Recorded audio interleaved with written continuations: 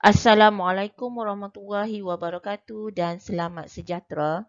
Saya Juhaida binti Ishak, Guru Pemulihan Khas Sekolah Kebangsaan Leki.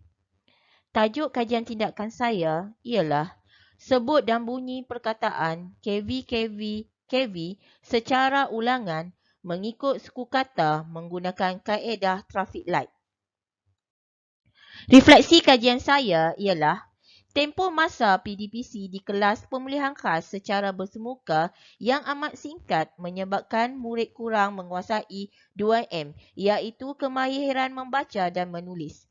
Keterciciran murid dalam PDPR pada tahun 1 2020 mempengaruhi tahap penguasaan murid 2M tahun 2 2021 semasa pandemik COVID-19.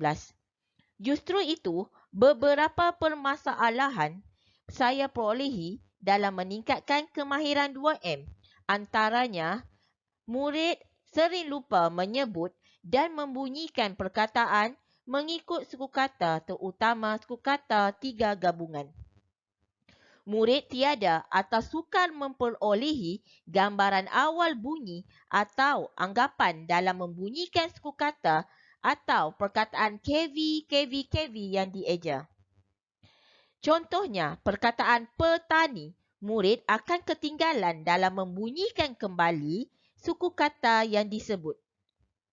Daya ingatan yang lemah dalam mengingat bunyi suku kata mempengaruhi murid dalam menulis perkataan dengan ejaan yang betul. Fokus kajian saya ialah seramai 5 orang murid daripada 17 murid tahun 2 pemulihan khas 2021 yang sukar membunyikan perkataan yang mempunyai 3 gabungan suku kata dalam perkataan KV.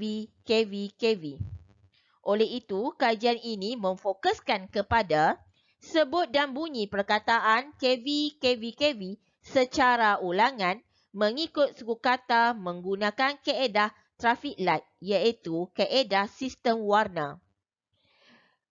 Kaedah ini dilaksanakan juga pada sesi bersemuka PDPC dan juga sesi PDPR. Kumpulan sasaran saya ulangi kembali, seramai 5 orang murid pemulihan khas tahun 2 yang dikenal pasti mempunyai masalah dalam menyebut dan membunyikan perkataan KV. Objektif kajian saya terbahagi kepada 2, iaitu objektif umum dan juga objektif khusus. Objektif umum saya ialah memupuk minat murid pada sesi pengajaran dan pembelajaran, meningkatkan prestasi menguasai dalam instrumen saringan literasi pemulihan khas. Objektif khusus saya ialah meningkatkan kebolehan murid dalam menyebut dan membunyikan perkataan KV dengan lancar dan betul. Kedua, meningkatkan keupayaan murid dalam menulis perkataan KV dengan betul dan tepat. Proses pelaksanaan kajian. Proses pelaksanaan kajian saya terbahagi kepada 5 fasa, iaitu fasa pertama, mengenal pasti aspek masalah. Fasa kedua, merancang. Fasa ketiga, tindakan. Fasa keempat, kesan tindakan. Fasa kelima, refleksi. Dalam fasa pertama, saya mengenal pasti murid yang bermasalah dalam menyebut 3 suku kata secara gabungan.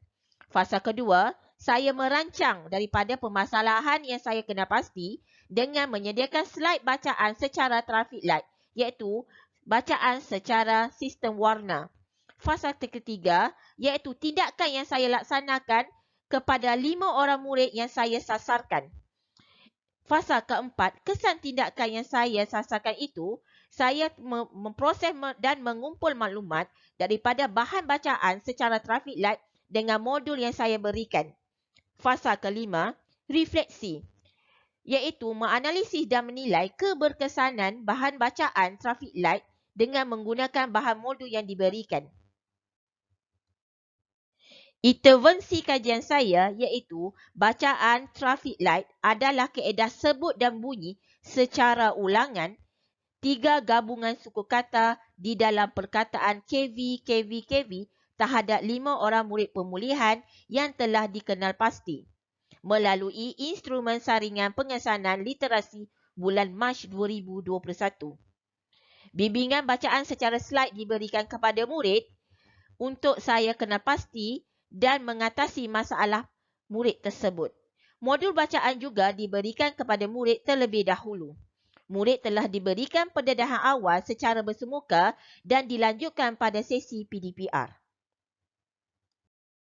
Pemerhatian saya iaitu kutipan dan analisis data terbahagi kepada dua, iaitu lisan dan bertulis. Melalui lisan, jadual perkataan KV secara traffic light.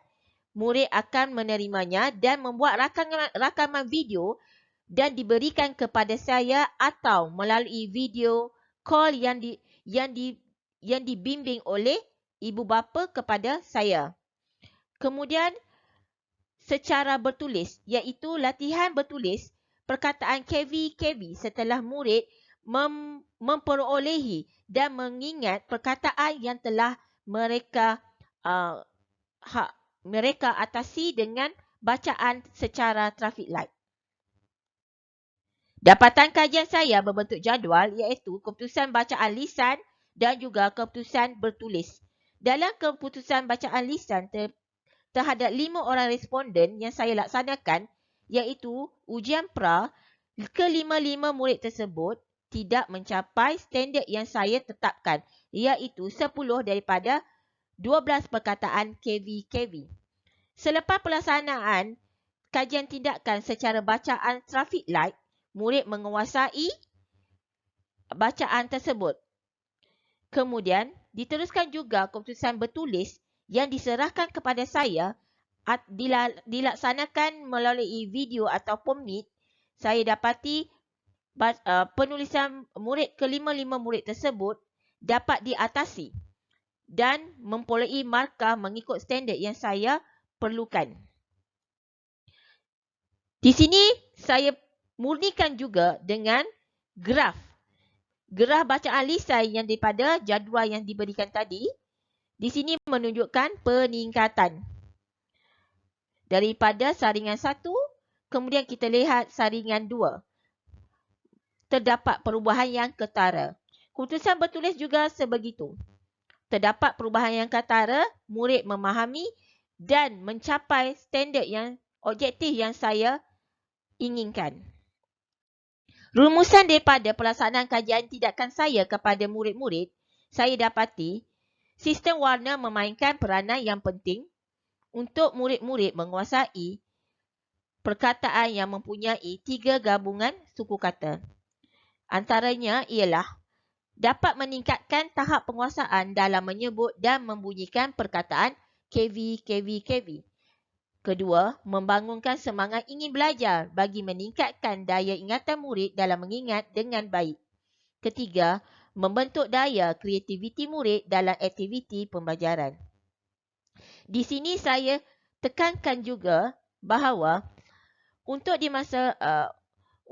diterapkan minat murid tersebut, sistem warna memainkan peranan yang penting bagi menarik penglihatan murid dan juga mengingat perkataan yang mereka pelajari.